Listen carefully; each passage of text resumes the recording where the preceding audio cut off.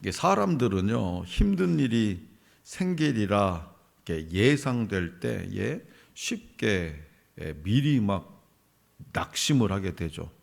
예상부터 하면서 그냥 걱정과 두려움에 사로잡히기도 합니다.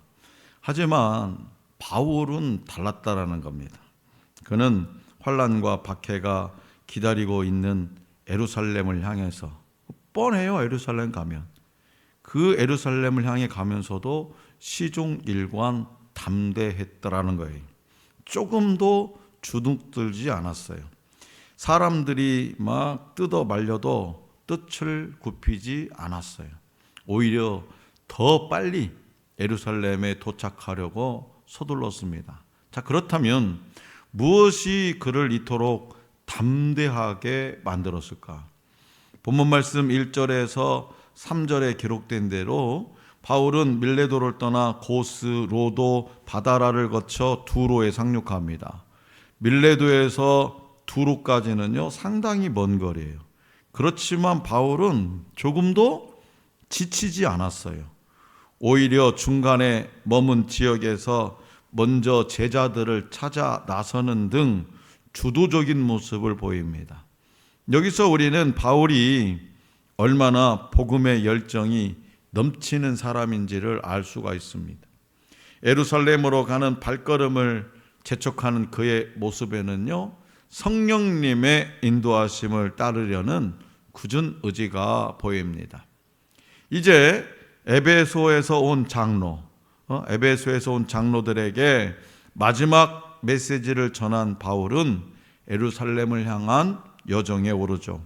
도중에 두로와 가이사라에서 각각 예루살렘에 절대로 가면 안 된다라고 하는 그런 애정 어린 조언을 듣지만 바울은 결사각오로, 무슨 말인지 알죠? 죽음을 무릅쓰고 여정을 이어갑니다. 그러니까 이런 바울의 모습을 통해서 우리가 선택의 기로에서 무엇을 기준으로 삼아야 할지를 배울 수 있게 되는 거예요. 무엇을 선택할 때에 무엇을 기준으로 할 거냐, 그것을 배울 수 있습니다. 그렇다면 저와 여러분들이 이 세상에 살아가면서 또 신앙생활을 하면서 아주 중요한 선택을 해야 할 때 무엇을 기준으로 삼아야 할까요? 무엇으로? 목사님한테 물어보겠습니까? 장로님한테 물어보겠습니까? 아니면 손바닥에다 침 뱉어가지고 이렇게 해가지고 튀기는 거겠습니까? 아니면은 선풍기를 틀어놓고 종이딱지를 날려가지고 이쪽으로 하면 이거, 이쪽으로, 이런 선택할 거면 뭘 선택할 거냐면 무엇을 기준으로? 자, 이 말씀을 통해서 오늘 저와 여러분들에게 말씀하시고자 하는 주님의 뜻은 뭐냐? 먼저 우리 주님은 바울을 통해서 성령의 감동을 따라서 선택해야 한다라고 말씀하세요. 자, 다시 한번 4절에서 12절 말씀을 받들겠습니다. 4절에서 12절, 이 성령의 감동을 따라서 선택해야 한다라고 하신 말씀의 내용이 4절에서 12절에 나오고 있는지 한번 보겠습니다. 시작. 제자들을 찾아 거기서 이래를 머물더니 그 제자들이 성령의 감동으로 바울더러 예루살렘에 들어가지 말라 하더라. 이 여러 날을 지낸 후 우리가 떠나갈새 그들이 다 그 처자와 함께 성문 밖까지 전송하거늘 우리가 바닷가에서 무릎을 꿇어 기도하고 서로 작별한 후 우리는 배에 오르고 그들은 집으로 돌아가니라. 두로를 떠나 항해를 다 마치고 돌레마미에 이르러 형제들에게 안부를 묻고 그들과 함께 하루를 있다가 이튿날 떠나 가이사랴에 이르러 7 집사 중 하나인 전도자 빌립의 집에 들어가서 머무르니라. 그에게 딸 넷이 있으니 처녀로 예언하는 자라. 여러 날 머물러 있더니 아가보라 하는 한 선지자가 유대로부터 내려와 우리에게 와서 바울의 띠를 가져다가 자기 수족을 잡아매고 말하기를 성령이 말씀하시되 예루살렘에서 유대인들이 이같이 이 띠 임자를 결박하여 이방인의 손에 넘겨주리라 하거늘. 그 사람들과 더불어 바울에게 예루살렘으로 올라가지 말라 권하니. 지금까지 우리가 살펴본 바와 같이 바울이 이 예루살렘으로 가기로 작정한 것은 어떤 신나는 여행이 아니었어요. 매우 위험한 결정이었습니다. 그래서 앞장 20장 23절에서 바울 스스로 이미 말했듯이 결박과 환란이 그를 기다리고 있었기 때문입니다. 또 그래서 예루살렘으로 가는 도중에 들린 이 두로에서 다른 제자들이 바울을 만류한 것도 무리가 아니었어요. 뭐하러 죽을 줄 알면서, 뻔히 죽을 줄 알면서 거기 가려고 하느냐, 목숨을 유지해야 되지 않겠냐 했겠죠. 더욱이 이 제자들은 뭐라고 얘기합니까? 앞장에 보면, 금방 읽은 본문에 보면 성령의 감동으로 예루살렘에서 큰 위험이 바울을 기다리고 있다라는 사실을 예언했기 때문에 더욱 그렇습니다. 사실 성령께서는 각 성에서 바울이 복음을 전도하러 돌아다니던 그 전도 여행지의 각 성에서 이미 여러 번 바울에게 알려주셨어요. 가이사랴에 이르러 빌립의 집에 머물렀을 때도 유대로부터 내려온 선지자 아가보를 통해서 동일한 경고를 받지요. 본문 말씀 11절에 기록된 대로 선지자 아가보는 바울의 띠를 가져다가, 띠가 뭐예요? 허리매는 띠겠죠. 이 띠를 가져다가 자신의 몸을 이렇게 딱 묶어보라고 하면서 바울이 이처럼 결박당해서 다른 나라, 즉 로마의 손에 넘겨질 것을 성령께서 말씀하셨다라고 하면서 경고합니다. 두로에서는 제자들이, 가이사랴에서는 선지자가 성령의 감동과 예언을 통해 연이어서 경고를 한 겁니다. 성령의 감동을 통해서. 그러나 바울의 결심은 확고했고 주저하지 않고 예루살렘을 향해 나갑니다. 성령의 감동에 의해서 지금 전하는 말이라 해도 바울은 아니라고, 나는 예루살렘에 가야 된다고 확고했어요. 주저하지 않았어요. 그렇다면 바울은 고집스럽게, 고집불탱이잖아요. 지금 가지 말라고 하면 가지 마야지, 고집부리잖아요. 지금 이 고집스럽게 성령님의 경고를 무시하고 불순종한 것일까요? 성령님의 경고를 무시하고 불순종한 걸까? 지금 성령의 감동에 따라 제자들이, 선지자가, 아가보 선지자가 지금 경고하는데 불순종한 거냐 이 말이에요. 그런데요, 바울 역시 성령에 매여서 예루살렘으로 향한다고 고백한 바가 있죠. 20장 22절에 보면. 자, 그러면 바울의 환난과 투옥을 미리 본 형제들의 설득도 성령을 따른 것이요, 목숨을 걸고 예루살렘으로 나아가는 것도 성령을 따른 거예요. 이는 서로 다른 의견으로 갈라지거나 대치한 것이 아니라 각자에게 주신 성령의 인도하심에 순종한 겁니다. 제자들은 제자들대로 성령의 감동에 따라 이 말씀한 걸 전한 거고, 바울은 바울대로 성령의 감동에 따라 예루살렘으로 가야 되는 거, 예루살렘으로 가야 되는 것에 순종한 거고. 그래서 이는 예수님이 먼저 보여주신 모습이었습니다. 다시 말해서 예수님도 골고다 십자가에 가서 거기서 처형당할 거 몰랐어요? 몰랐어요? 알았어요? 알았잖아요. 다시 말해서 이 복음의 구원의 역사, 이 사역의 큰 그림은 누가 그리냐? 사도 바울이 그리는 게 아니에요. 누가 그려요? 주님께서 그리는 거예요. 우리 주님께서. 네? 네. 그래서 우리는 그저 성령의 인도하심을 따라갈 뿐입니다.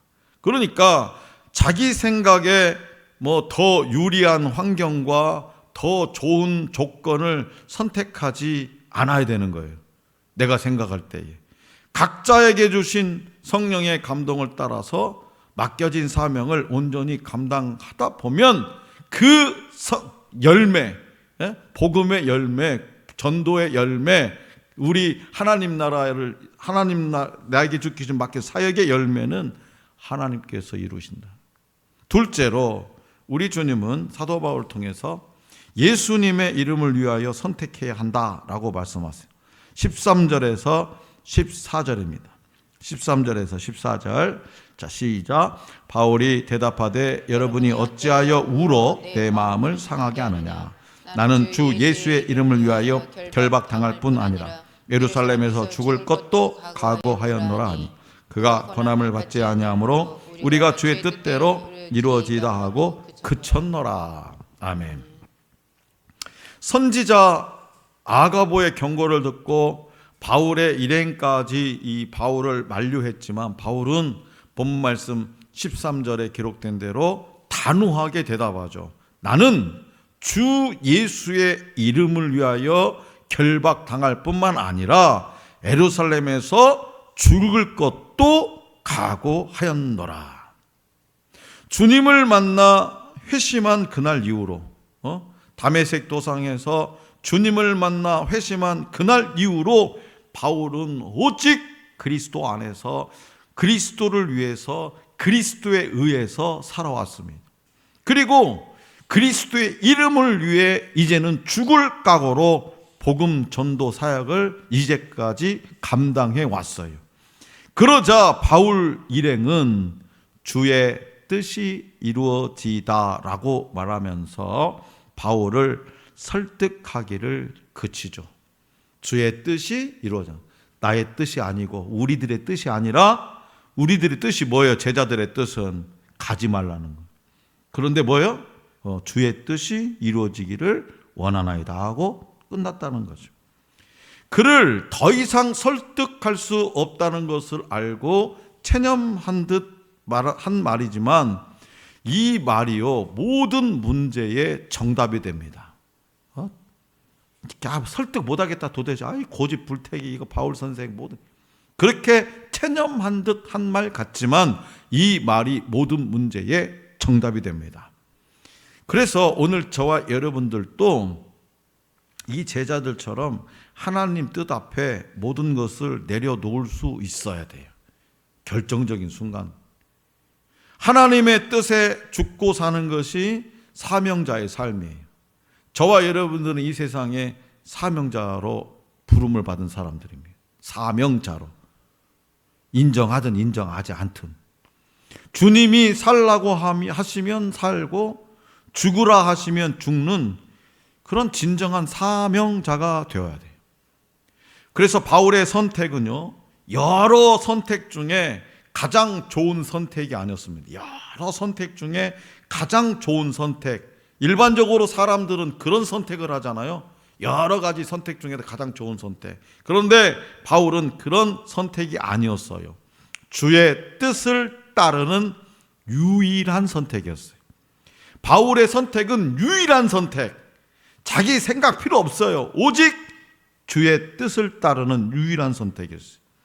그래서 그는 고린도 교회에 보낸 편지에서 이렇게 권면을 하죠. 고린도전서 10장 31절입니다. 자, 다 같이 한번 받들겠습니다. 다 많이 아는 내용의 시작.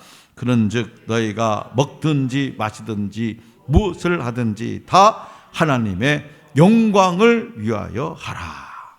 이것이 바로 바울의 선택의 기준이었어요.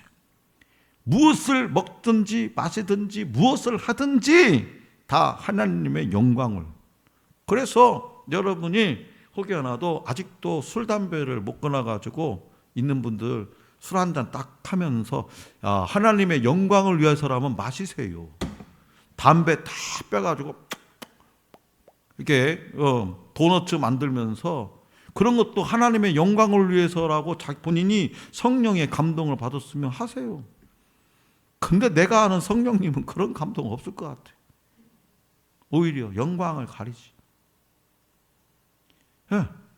바울의 선택 기준 바로 이겁니다. 예수님의 이름을 위해서 하나님의 영광을 위해서 내리는 선택. 그 선택에는 실패가 없다라는 것은 바울이 사역을 통해서 몸으로 뼛속 깊이 체험한 거죠. 그래서 더 나은 선택이 아닌 유일한 선택으로 유일하신 하나님을 높이는 인생이 되라고 주님은 말씀하십니다. 또 바울은 주님의 이름을 영화롭게 하기 위해서 예루살렘으로 올라가기로 결정했어요. 자, 그렇다면 바울이 예루살렘으로 가는 것이 왜 주님을 영화롭게 하는 일이 될까? 바울은 예루살렘 교회에 자신의 선교 사역의 열매를 보고할 계획이었으며 이방인 교회를 돌보기 위한 방법들을 함께 강구하고 싶었습니다. 앞으로 이방 선교를 어떻게 했으면 좋겠다라는 거 자기가 해봤으니까. 그리고 예루살렘 교회와 이방인 교회의 연합을 통해서 이 땅에 세워진 교회들이 더 든든하게 세워지기를 바랐어요. 바울은 교회가 든든하게 세워지는 것이야말로 주님의 이름을 영화롭게 하는 일임을 확신했어요. 이 땅 위에 교회가 든든하게 서가는 것, 이것이 바로 주님의 이름을 영화롭게 하는 거다. 그 이유는 바로 뭐냐? 교회가 주님의 몸이라는 사실을 깨달았기 때문이죠. 그래서 주님은 교회를 위한 바울의 선택을 기쁘게 받으셨고 그를 사용하셨습니다. 그렇기 때문에 저와 여러분들도 과거 우리의 모든 선택과 결정 앞에서 과연 하나님을 영화롭게 하는 길을 지금까지 선택해 왔는지 한번 스스로 돌아볼 수 있기를 원합니다. 그리고 이제부터라도 하나님이 주신 우리 인생을 주님을 높이기 위해 사용할 수 있어야 되는 거죠. 주님의 부르심에 충실하기 위해서 우리가 속한 교회를 섬기기 위해서 더 지혜로운 선택을 해야 한다고 우리 주님은 말씀하십니다. 감리교의 창시자 그리고 영국 성공의 사제이자 신학자인 존 웨슬레의 사역에는요 언제나 역동성이 넘쳤대요. 역동성.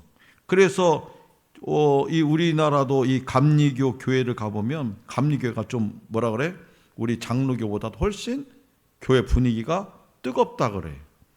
예. 그렇게 이 웨슬리의 사역에 역동성이 있었기 때문에 그를 바탕으로 해서 감리교회가 창시되었기 때문에 그런 영향이 있을 수 있습니다. 그는 평생 25만 마일이면 킬로미터로 따지면 40만 킬로예요. 그러니까 40만 킬로면은 서울에서 군산까지 몇 번 왔다 갔다 해야 되나? 난 계산이 안 되네. 하여튼 그 거리를 말을 타고 달리면서 복음을 전했고 총 4만 번 이상의 설교를 했습니다. 4만 번. 그가 설교했던 곳은요 이렇게 안락한 교회가 아니었다는 거예요. 방송 시스템이 있고 뭐 그런 이렇게 안락한 교회가 아니었어. 지붕도 없고 편안한 의자도 없는 야외에서. 그 이유가 뭐냐? 교회에 나오기를 꺼리는 사람들, 교회를 멀리 떠난 사람들에게 존 웨슬리는 직접 찾아가서 복음을 전하기 위함이었습니다. 그는 70세가 될 때까지 말을 타고 전도 여행을 했고요. 80세 중반이 되어서야 설교 사역을 쉴 정도로 열정이 넘쳤어요. 요즘 80하고 웨슬리 세대의 80하고는 완전 다릅니다. 요즘 80은 청춘이에요. 청춘. 28 청춘. 근데 지금 이 존 웨슬리 시대의 80은요. 그냥 할아버지입니다. 네, 의학적으로나 뭐 문명적으로나 너무 다 뒤처진 그런 시절이었기 때문에. 그런데 80세 중반이 되어서야 설교 사역을 쉴 정도에 쉬었다. 존 웨슬리의 기도에는 그의 이러한 열정이 고스란히 묻어 있어요. 오 하나님, 당신은 위대하신 주님을 통하여 천국을 얻기 위해 필요한 수고와 고난을 보여주셨으며 우리가 힘으로 천국을 쟁취해야 함을 가르치셨습니다. 당신께 간구하오니 연약한 우리를 도우사 예수 그리스도의 제자요 군사인 우리에게 닥칠 고난과 역경을 능히 이기게 하소서. 자, 사랑하는 성도 여러분, 우리는 이 기도를 통해서 예수님께서 담대히 십자가를 지셨던 모습을 본받아서 주님 주신 사명을 이루기 위해 전진하고 또 전진하는 그런 신앙을 배울 수 있습니다. 또한 어떠한 역경과 고난이 올지라도 주님께서 승리를 주실 것이라고 믿고 돌파해 나아가겠다는 굳건한 의지도 배울 수 있습니다. 사도 바울도 신앙은 멈추지 않고 전진 또 전진하는 것임을 강조했죠. 빌립보서 3장 12절에서 15절 말씀을 함께 받들겠습니다. 시작. 내가 이미 얻었다 함도 아니요 온전히 이루었다 함도 아니라 오직 내가 그리스도 예수께 잡힌 바 된 그것을 잡으려고 달려가노라. 형제들아, 나는 아직 내가 잡은 줄로 여기지 아니하고 오직 한 일, 즉 뒤에 있는 것은 잊어버리고 앞에 있는 것을 잡으려고 표대를 향하여 그리스도 예수 안에서 하나님이 위에서 부르신 부름의 상을 위하여 달려가노라. 그러므로 누구든지 우리 온전히 이룬 자들은 이렇게 생각할지니 만일 어떤 일에 너희가 달리 생각하면 하나님이 이것도 너희에게 나타내시리라. 아멘. 바울은요, 뒤에 것을 생각하지 않았다. 지나온 세월 생각하지 않았다. 앞으로 해야 할 사역들, 그것을 위해서 어떻게 했다? 걸어갔다고도 얘기 안 해요. 달려간대요. 그만큼 하나님 맡겨준 사명을 해서 열정을 쏟았고 앞으로도 계속 쏟을 거라는 거죠. 그래서 신앙은 자전거를 타는 것과 같다라고 말합니다. 자전거를 타는 것과 같다. 끊임없이 페달을 밟고 돌리지 않으면 자전거는 넘어지죠. 지금 우리 안에 그런 신앙의 열정과 역동성이 사라졌습니까? 그렇다면 존 웨슬리의 삶과 그의 심정이 깊이 배어있는 이 기도를 통해서 오늘 저와 여러분들이 이 땅을 사는 동안 어떠한 마음으로 신앙생활을 해야 하는지를 깨닫기로 합니다.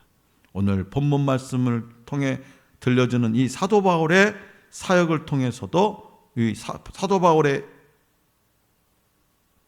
일정을 통해서, 그 사역을 통해서도 우리가 앞으로 우리의 삶이 신앙을 어떻게 이 땅에서 이루어갈지도 깨달을 줄 모릅니다.